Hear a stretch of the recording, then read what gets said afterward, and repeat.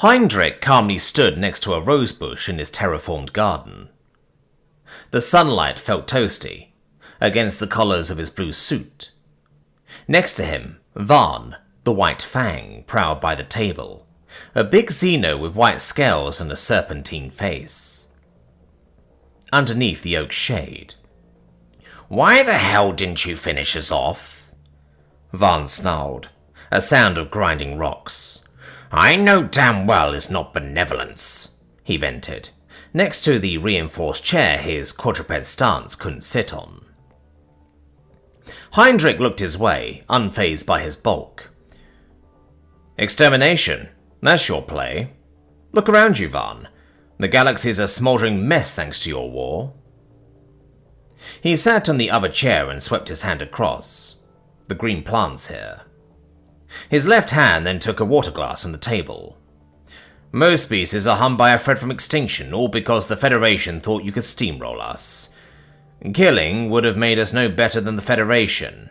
Hence why we signed that damn peace treaty." His jaw snapped, a low hiss escaping. "Don't lecture me about loss, human. You don't get to play victim nor saint after what your kind did." A tentacle on his back slivered for the water, shattering the glass. His scowl worsened. "Damn it. Shit's as fragile as you. Don't you think we suffered too?" Heinrich scowled back. "Cut me the crap. You guys were fucking uplifted centuries ago, because you made amazing Federation attack dogs, before our agriculture's first yield. Your species dodged all the famines, wars, and plagues. Handed tech we clawed for." He took a swig, downing half his glass. "Around 1 billion humans lost their lives." Varn bared his needle-like teeth. "But we didn't declare the war. The Federation did. White Claws are warriors, not bureaucrats. And that billion you whine about was in the first throes of this 2-week saga. My species lost 23 billion lives. Your fleets were glassing hundreds of worlds with second-hand cargo containers, choking suns with fertilizer sacks. The Jimra lost over 1 trillion. You're the ones who brought the mass extinction." His body trembled slightly, the muscle fibers under his hide tensing tight. Heinrich poured another glass as the wind swayed. "Cry me a river.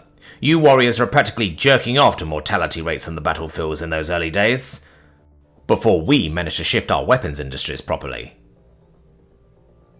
He then poured another second glass from the tray, face stern against his black combed hair. "We were fucking provoked. Pre-spacefaring, the Federation used to abduct humans for their sick Gmod experiments. Those Jimra turned someone into a fucking chair.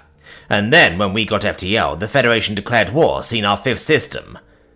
That was our first contact. A fucking plasma rifle. No one ever expects the Clawless Apes to be masters of the art of war. We had a fucking book. And you poked at the bear, so don't cry about the body count. Now it's up to us to fix this mess." Heinrich passed him the glass, gesturing Varn to drink. His long tentacles lifted it gentler. He drank the water and shrugged, a human expression he picked up. You're right," Varn admitted. This was really their fault, and now they paid the price. Heinrich then pointed him to the horizon. The sun was setting, and they both felt its fleeting warmth as the sky turned into a paint spill of bleeding red and orange. The breeze felt calmer. "Hey, Varn, you're here because you're my friend. Just remember, the pen's mightier than the sword, especially when it shoots a skull at light speed. Ask the Incrimi ambassador." Varn's maws clacked audibly to the joke. Heinrich thought maybe it was laughter or acceptance. He wasn't sure. As the light faded, the garden fell quiet. The weight of the galaxy's past and future, a grim yet comforting blanket.